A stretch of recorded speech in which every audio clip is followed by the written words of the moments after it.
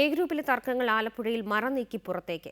A ഗ്രൂപ്പിലെ കടുത്ത ചേരിപ്പോരിനെ തുടർന്ന് കഴിഞ്ഞ ദിവസം ഒരു വിഭാഗം പൊതുയോഗം വിളിച്ചു ചേർത്ത് ഐ ഗ്രൂപ്പിനോട് ചേർന്ന് പ്രവർത്തിക്കാൻ തീരുമാനിച്ചു.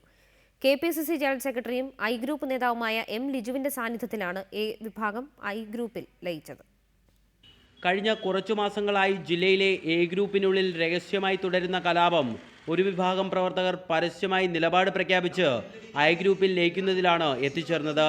എ ഗ്രൂപ്പിലെ പ്രമുഖരായ DCC vice president TG Padmanabhan Nair, ഭാരവാഹികളായ MK Vijayan, doctor CS Pappachan എന്നിവരടങ്ങുന്ന വലിയൊരു നിരയാണ് ഐ ഗ്രൂപ്പിന്റെ ഭാഗമായത്. പരസ്യമായി യോഗം വിളിച്ചു ചേർത്തായിരുന്നു എ ഗ്രൂപ്പിൽ നിന്നും ഇവരുടെ വിടചൊല്ലൽ. KPCC general secretary M. Liju യോഗം ഉദ്ഘാടനം ചെയ്തു. ഏതെങ്കിലും ഒരു വ്യക്തിക്ക് നമ്മുടെ പ്രസ്ഥാനത്തിൽ കുത്തവകാശമില്ല. നേതാക്കന്മാർ വരും, നേതാക്കന്മാർ പോകും. പ്രസ്ഥാനം നിലനിൽക്കണം. നേതാക്കന്മാരുടെ ഏകാധിപത്യത്തിന് വിധേയരായ ആൾക്കാരല്ല പ്രവർത്തകർ. മുഖ്യമന്ത്രിയുടെ പൊളിറ്റിക്കൽ സെക്രട്ടറിയും ജില്ലയിലെ ഗ്രൂപ്പ് നേതാവുമായ വാസുദേവ ശർമ്മ അടക്കമുള്ളവരുടെ ഏകാധിപത്യ ശൈലിയാണ് എ ഗ്രൂപ്പ് വിടാൻ കാരണമെന്നാണ് ഇവരുടെ പക്ഷം. ഒരുപക്ഷെ അപ്പുറത്ത് ഞങ്ങളൊക്കെ അറിയുന്നതിനേക്കാൾ കൂടുതൽ ചർച്ച നടത്താറുണ്ട്, കൂട്ടായ തീരുമാനങ്ങൾ എടുക്കുന്നുണ്ട്.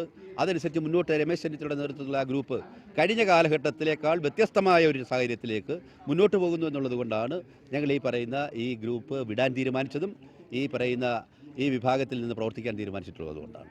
വരും ദിവസങ്ങളിൽ കൂടുതൽ ആളുകൾ എ ഗ്രൂപ്പിൽ നിന്നും പുറത്തു വരുമെന്നാണ് ഐ ഗ്രൂപ്പിലെത്തിയവരുടെ വാദം. സംഘടനാ തെരഞ്ഞെടുപ്പ് നടക്കാനിരിക്കെ പരസ്യമായി ഗ്രൂപ്പ് യോഗം ചേർന്നത് കോൺഗ്രസ് നേതൃത്വത്തെ പ്രതിസന്ധിയിലാക്കുന്നുണ്ട്. എ ഗ്രൂപ്പിലെ ഒരു വിഭാഗവും 4ാം ഗ്രൂപ്പും ഒപ്പമെത്തിയതോടെ സംഘടനാ തെരഞ്ഞെടുപ്പിൽ തങ്ങളുടെ ശക്തി തെളിയിക്കാൻ തന്നെയാണ് ഐ ഗ്രൂപ്പിന്റെ തീരുമാനം. റിപ്പോർട്ടർ, ആലപ്പുഴ.